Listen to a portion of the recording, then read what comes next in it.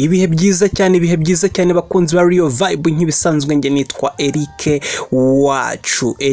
wacu ni nyuma yuko tudatinze tugiye kurebera hamwe ku ndwara yitwa Marburg virus cyangwa se uburwayi buterwa na virusi ya Marburg. Tugiye kurebera hamwe, tugiye kubuvugaho cyangwa se tugiye kugira icyo tuvuga hano kuri Real Vibe, kubera ko na Minisiteri y'Ubuzima yatangaje ko mu mavuriro atandukanye yo mu Rwanda hagaragaye indwara y'umuriro mwinshi iterwa na virusi ya Marburg. No kuvuga ngo ni indwara ubwayo yo yitwa Marburg disease cyangwa se indwara ya Marburg iterwa na virusi ya Marburg. Ese iyi ndwara ni bwoko ki? Ese yandura ite? Ese ibimenyetso byayo ni ibihe? Ese ni gute twayirinda? Nanone muri iki kiganiro turaza kwibaza duti se ubu burwayi bwaba bufite umuti cyangwa urukingo, ko izindi ndwara cyangwa se ibindi byorezo twagiye duhangana nabyo wagiye usanga bifite imiti n'urukingo. Nibyo tugiye kurebera hano kuri Real Vibe. Nizera neza ko mwese mwarangije gukora subscribe, kuko iyo wakoze subscribe ibiganiro byacu bikugeraho utiri ujya muri search. Iyo twaploadinze ikiganiro ukibona mu bambere. Nge nitwa Eric wacu, reka turebere hamwe ibya Marburg. Nk'ibisanzwe rero tudatinze hano kuri Real Vibe, nari nababwiye ko tugiye kuvuga ku ndwara yitwa Marburg cyangwa se uburwayi buterwa na virusi yitwa Marburg virus. Iyi ni indwara ubusanzwe bayita breathing disease cyangwa se hemorrhagic disease. Ni kubera ko ni indwara urwara ubundi wayirwaye agahita ava cyangwa se akava mu bice, akagira ikibazo cyo kuva mu bice bitandukanye by'umubiri, yaba mu kanwa, mu mazuru cyangwa se mu bindi bice bitandukanye by'umubiri. Abashakashatsi bavuga ko ushobora kuyitiranya n'indi ndwara ikomeye cyane y'akasamutwe yitwa Ebola, kubera ko zose zigira ibimenyetso bimwe kandi zose zica kimwe, ariko itandukaniro ryazo nuko zombi ziterwa na virusi ebyiri zitandukanye. Ebola iterwa na virusi yitwa Ebola virus, naho Marburg igaterwa n'indi virusi yitwa Marburg virus. Naho bitandukaniye byombi. Ikindi nuko Ebola akenshi iva ku nguge, ariko Marburg disease cyangwa se uburwayi bwa Marburg bushya bwo akanyamaswa kabukwirakwiza ari kakanyamaswa tubana nako mu nzu, cyangwa se akanyamaswa kaguruka mu masaha ya nimugoroba, ako bakita agacurama.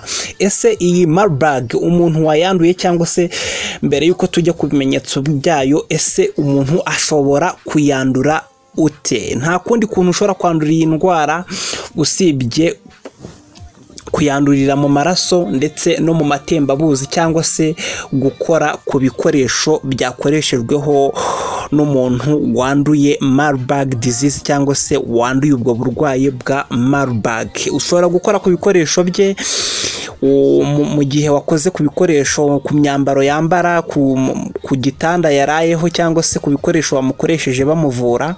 Ibyo byose ushobora kubyanduriraho ubu burwayi bukomeye cyane. Ikindi nuko umuryango w'abibumbye wita ku buzima cyangwa se bawita OMS yatangaje ko hari ibimenyetso byinshi cyane bitandukanye umuntu ashobora kugira mu gihe yarwaye ubu burwayi bwa Marburg cyangwa se Marburg disease. Gusa ibimenyetso bya Marburg ushobora kubyitiranya n'iby'umurwayi urwaye Ebola.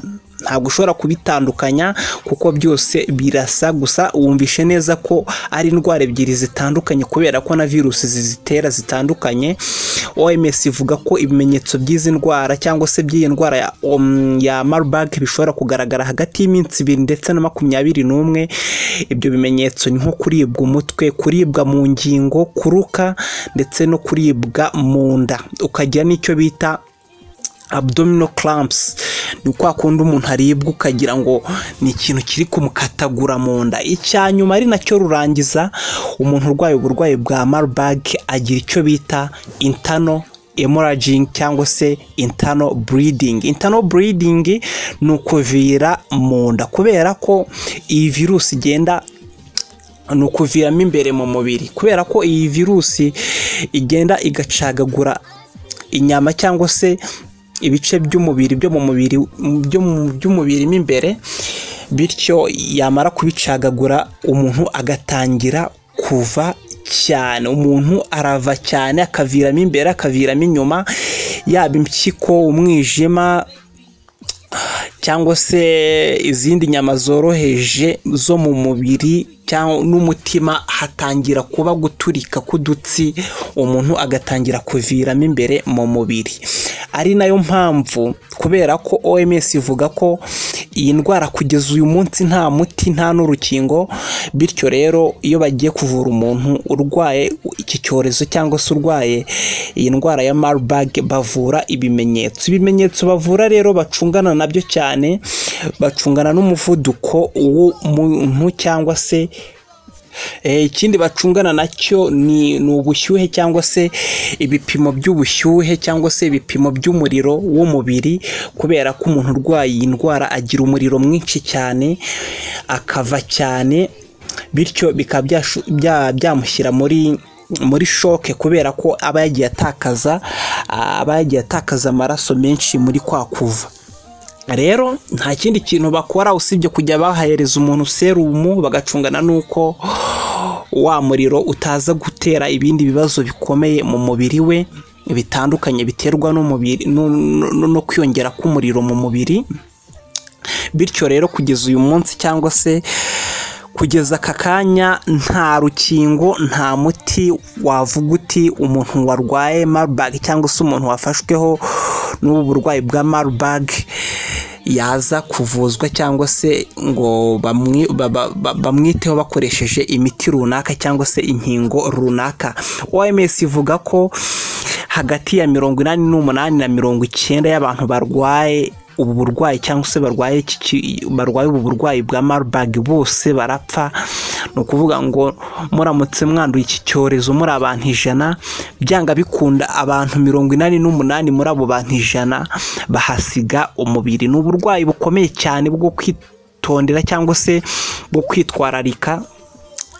Minisante ndetse na OMS bashishikariza abaturage cyangwa se abantu bose ko bakomeza gukaza ingamba zo kongera isuku nyinshi cyane mu byo bakora, harimo gukaraba intoki ndetse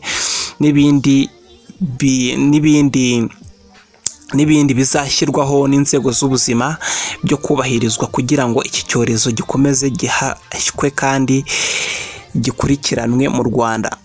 Minisante rero cyangwa se RBC, ikigo cy'igihugu gishinzwe ubuzima, kivuga ko hakiri gukorwa ubushakashatsi ku cyatumye cyangwa se bari gukora ubushakashatsi ku banduye, ku bandujwe cyangwa se aho iki cyorezo cyaba cyaraturutse, kuko bivugwa ko iki cyorezo kugeza ubu ngubu kiri kuvugwa cyangwa se cyagiye kigaragara hirya no hino hatandukanye mu mavuriro atandukanye iyo mu Rwanda. Minisiteri y'ubuzima rero ikaba isaba abantu gukomeza imirimo yabo nk'ibisanzwe, ariko bakaza ingamba zo kwirinda indwara zandura zitandukanye zirimo Marburg, ubushita bw'inkende bukiriho, ndetse n'icyorezo cya COVID-19 nacyo kikiriho, dore ko ubu ngubu ibyorezo bimaze kuba byinshi cyane. Ahasigaye ni ahacu cyangwa se ahawe kugira ngo ubu burwayi cyangwa se ibi byorezo biza uko bwije n'uko bukeye dukomeze tubikumire. Nge nitwa Eric wacu nk'ibisanzwe, ndabashimira cyane kuba mwaduteze amatwi, kandi ndabashimira cyane byimazeyo ku bantu bakoze subscribe ku biganiro byacu cyangwa se bakora subscribe hano kuri Real Vibe. Muri abantu b'agaciro, Imana igiye ibaha umugisha mwinshi cyane, ibaha amafaranga n'ituze mu miryango yanyu. Ciao ciao.